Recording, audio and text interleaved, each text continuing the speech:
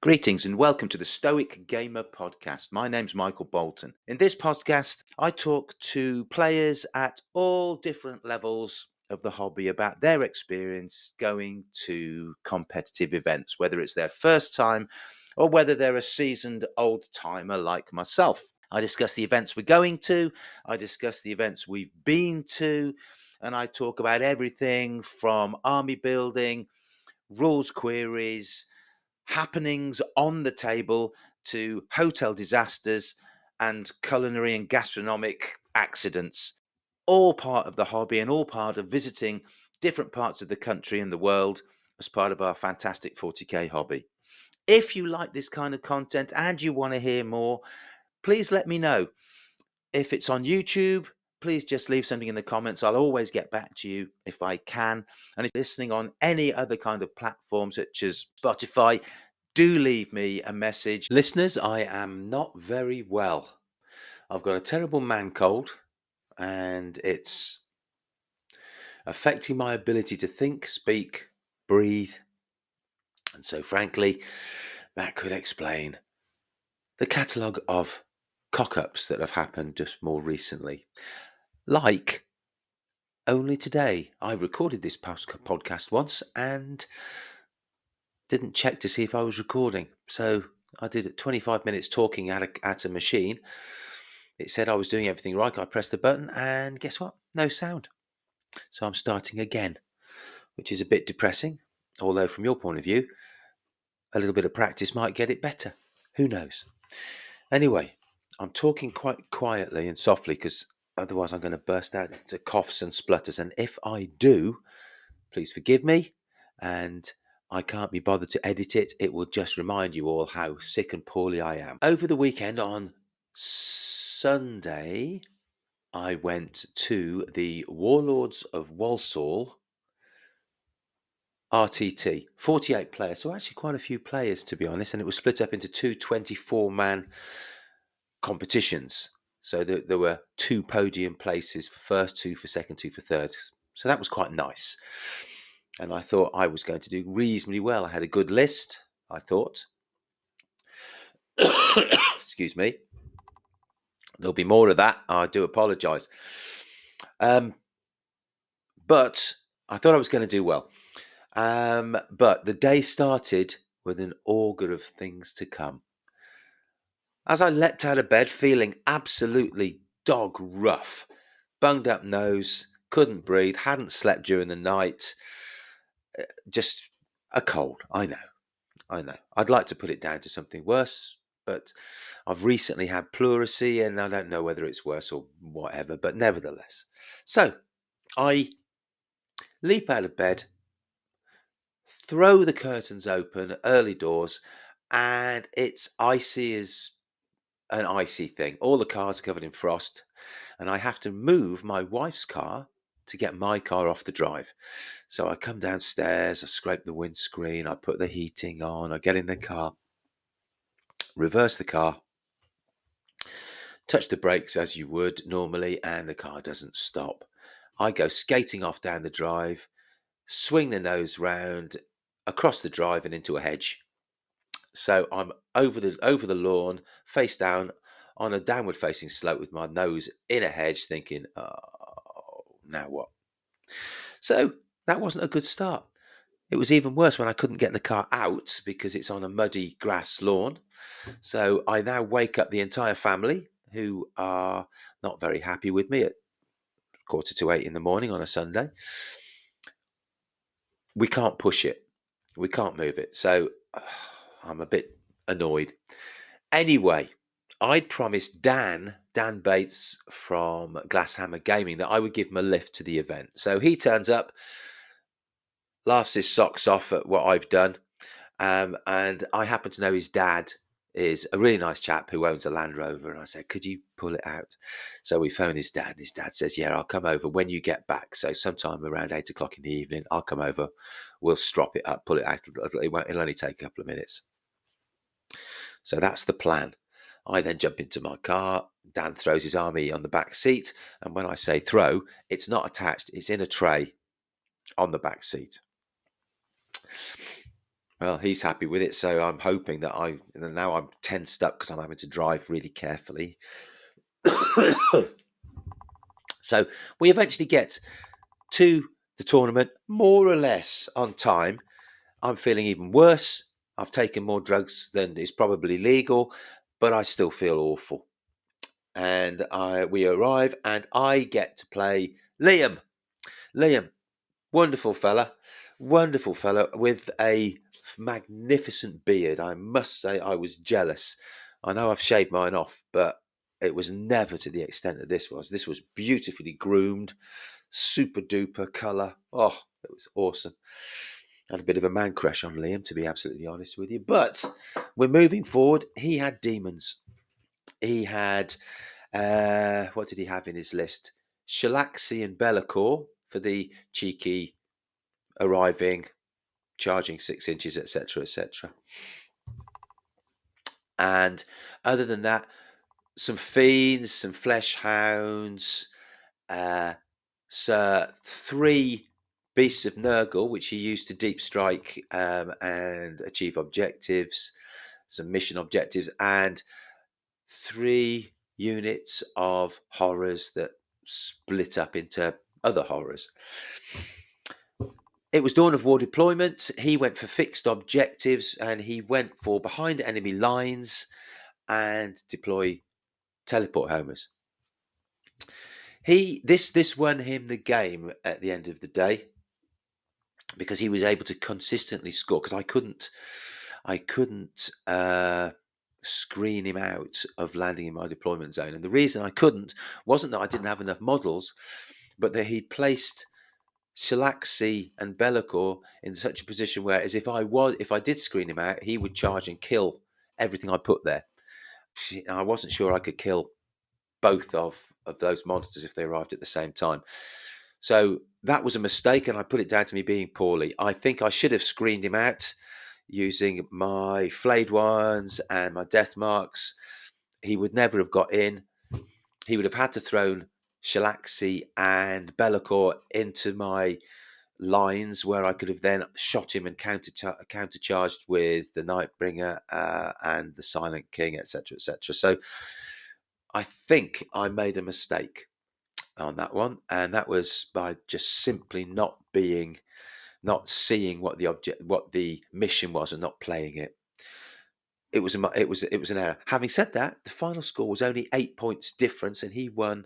Liam beat me 92 to 80, 12 points. There wasn't a big difference in the point scores, but that consistent extra 3 or 4 every turn from getting deep striking a beast of Nurgle into my deployment zone, deploying teleport homers, getting behind enemy lines, just consistently built up the points, and I couldn't catch up. The lesson from that one is that don't be so scared. What happened ultimately towards the end of the game, he did move. I pushed forward with my wraiths into his deployment zone. He moved Shalaxi over with a 6-inch charge because it was in his arena of death, or his area of putrefaction, or whatever it was. He charged in. He killed most of the wraiths. But in my turn, I deep struck in my Locust Heavy Destroyers and Locust Destroyers. And the Locust Heavy Destroyers hit him 3 times, wounded her 3 times. He failed to 4-up save 3 times, so I did 18 wounds on him with those 3 Locust Heavy Destroyers. Then finished her off with the multitude of lethal hits from the normal destroyers. So I probably could have risked having Shalaxi and Be'lakor hit me in the lines, because the following turn he did exactly the same with Be'lakor, moved him out where he'd been standing on the objective to challenge the central objective, where I only had a Hexmark destroyer standing on it, and then I was able to destroy Be'lakor with shooting similarly to Shalaxi. So perhaps that's another example of me not being aware of the enemy's strengths and weaknesses. Where I did miss out, and I didn't realise how good horrors was one of my other tactics was to come on from strategic reserves with my bikes, which are OC2. I've got 2 units of 3. The idea was to come on, shoot at something, and then move another 6 inches, which would put me on to one of the side objectives. I was easily able to kill half of his horrors. So I killed half his horrors, thinking he only had 5 on there. That's 5 OC. I'd then move my bikes on after they'd shot, and I would flip that objective. Against any other army, I think that would have been fine. Except the horrors split into more horrors. So instead of being 5 OC, he ended up with more OC than me, because all of these horrors split into other ones, which were all 1 OC. So that was a disappointment, but a learning experience. I knew that would happen, but for some reason my mind hadn't computed what it actually meant. So not brilliant, but 92-80, I lose. I move on to the next game, and I'm fighting a really nice guy called James and his Grey Knights. This time I lose again, 56-69. So there was 12-point loss the first one, 13-point loss the second. He's got Grey Knights, and basically we're both going to be jumping around all over the table doing things. And to be honest, it was a really close game. It was a really close game until the last turn. Now, this was the mission where the central objectives were removed on the 4th turn, so that the 2 remaining ones are worth 8 each. And then on the 5th turn, there's only 1 objective remaining, and that's worth, I think, 13, 15 or 13, let's say. We're equal. It's a low-scoring game. We are stopping each other scoring primaries. We're screening each other out because we both have jumpier armies. He's been very lucky with his Vortex of Doom. He killed 8 of my flayed ones with the Vortex of Doom before he'd shot anything from a unit of a strike unit or whatever they're called. But he did have a 10-man Terminator block and 2 Death Knights. The Death Knights I managed to kill. The Silent King killed one, and the other one was killed by Locust Heavy Destroyers and supported again by the Locust Destroyers. They're down.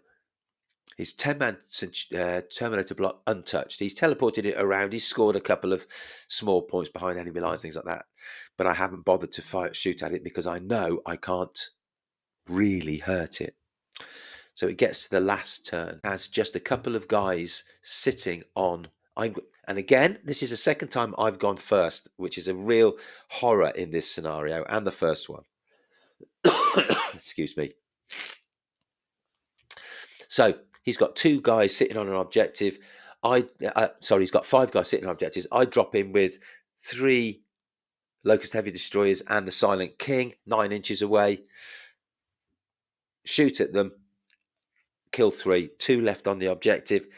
I charge. Fail my charge. Re-roll. Fail my charge. What that means is that in the last turn, his Centurion, what am I talking about? His Terminator. Sorry, I'm really not very well. I can't think straight at the moment. His Terminators then drop in on the final objective and score 13 points. He wins by 13 points. So learnings from that, try not to go first in that scenario. Or the previous one against Liam was the one where at the end of the game, you score an extra 5 points for each objective you're holding. Going second is a massive advantage in both of those games, and I went first. So I went first. Okay, lost that one as well. Great game, thoroughly enjoyed it. I'm really tired now. Going into the 3rd game, no food. If I'm going to give anybody any advice, if they're going to go to one of the Warlords Walsall tournament, is take a sandwich. There's lots of crisps and sweets and water and fizzy drinks, but take a sandwich or a sausage roll or something to eat for lunch. Otherwise, you'll get a little bit tired and emotional like I did. So the last game, I'm fighting Perry. Perry turns up with Votaan. I fought these when I was down in Devon with fighting for the Coal Steel Mercs at Kirkton. They're horrible. 2 10-man mini Terminator units that have got more guns than they can actually physically carry, grenades, plasmas and everything. And the judgment tokens, meaning that they get +1 to hit and +1 to wound on everything, is extremely powerful and very scary. So we start to fight those. The objective is kill more and hold more. That's the mission, and we've got sticky objectives on this one. He's got 4 of the little tanks with the casino cannons on the top, two units of 10 of these Terminators, which are in deep strike, and then a bunch of just troop types holding objectives, and 3 units of 3 of the hovery bike things. So what happens there? Well, it's another really, really close game. Really close.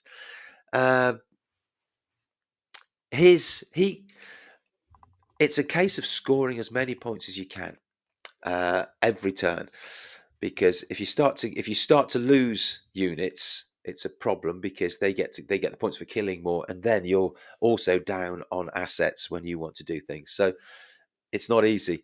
I drew behind enemy lines on the first turn, and he left a gap for the Nightbringer to drop in. So I dropped the Nightbringer into his quarter of the table, thinking I might survive. I know he's got a lot of shooting, but I might survive. I didn't. He killed the Nightbringer, but it took virtually all his army. So that gave me a chance to move Silent King, Locust Heavy Destroyers into a position where I could also shoot at 2 of his tanks, his little tanks, which would be pushed forward near to the central objective. I shoot. Now don't forget, I'm doing flat 6 damage with 5 weapons here, and I'm hitting on 3s with the Locust Heavy Destroyers, rerolling 1s because of the Silent King. The Silent King's hitting on 2s, rerolling 1s. I hit 5 times. He rolls 4 6s for his saves. It's -4, -3 for cover. He's got a 3-up save, 6-up save. He sells all, so all I do is 6 damage onto 1 tank, and another 3 from one of the Silent King's other weapons. So that's a bit disappointing, because I was thinking that should be 2 of his little tanks destroyed. His little guys inside, the berserkers standing in the middle of the field, ready to get killed. But these things happen, so we moved on. And it was nip and tuck all the way through, until the end, when I managed to squeak out a victory by only 11 points, simply by playing the objectives, playing the mission, and just getting those extra kills. So I was occasionally killing just 1 more than he was in each turn, and that's because some of my stuff is just harder to kill. You know, the Wraiths, they don't do a lot of damage. They charged into a unit of his Hearthguard Terminator things and did nothing but tied him up. He wasn't doing anything after that with those. The Locust Destroyers normally would be wiping out things like that, but he gets cover. He plays Armor of Contempt analog on them, so all of a sudden my -2 weapons are -0, and he gets a 2-up save against all my stuff. So I wasn't able to do the damage on some things. He wasn't able to do the damage, so the scoring wasn't great. But I end up winning this one by 87 to 78. I'm not editing out the sniffs, and I'm not editing out the coughs, because you need to know just how near to death I am and how conscientious I must be to be getting up and doing this podcast for you. So 87-78. What are my learnings from those 3 games? Well, the first 2 particularly, you do not want to go first. You want to be able to get those extra points at the end by flipping objectives on the first mission. On the second mission, when the objectives are reduced to simply 1, going last gives you an opportunity to try and bully something off that lost objective. So that's first thing. Second thing is Votaan shooting is just hideous if you've got judgment tokens on you. Hideous stuff. Grey Knights are surprising, because last time I fought them, I didn't think they had a army-wide 2-up save, and that makes a huge difference. It makes all of their units that much more resilient. They still don't shoot brilliantly. They're okay in combat. But I was surprised he didn't take 3 sorcerers, because 3 Vortex of Dooms would be great. Now, strategically, looking at the bigger picture, I lost one by 12, I lost another one by 13, and I won one by 11. They're all really close games. Are the things I would do to my list? Yes. Not much, But I might lose the Praetorians, for instance, and replace them with something else if I can find something else to replace them with. The key learning here for me is they're close games. I just need to get better. I am close to winning all of those. I'm also close to losing all three of them. So it's a case of just getting better. There's nothing wrong with the army. I think this can go to a rogue trader and win all of them. I think it can go to a GT and win 4 and lose 1, go 4-1. But it all depends on me getting better. Now, that's a problem. I don't have Steam on my computer. In fact, I can't even put it on a Chromebook. So TTS is out of the question. So it just means playing people. And as we all know, finding the time in a busy working week is not easy. So it's about getting good. So I need to find a way of getting good. I was thinking earlier on, I know a lot of athletes, when they want to win, they don't actually do what they do, they visualize it. So perhaps I could visualize winning and see what happens.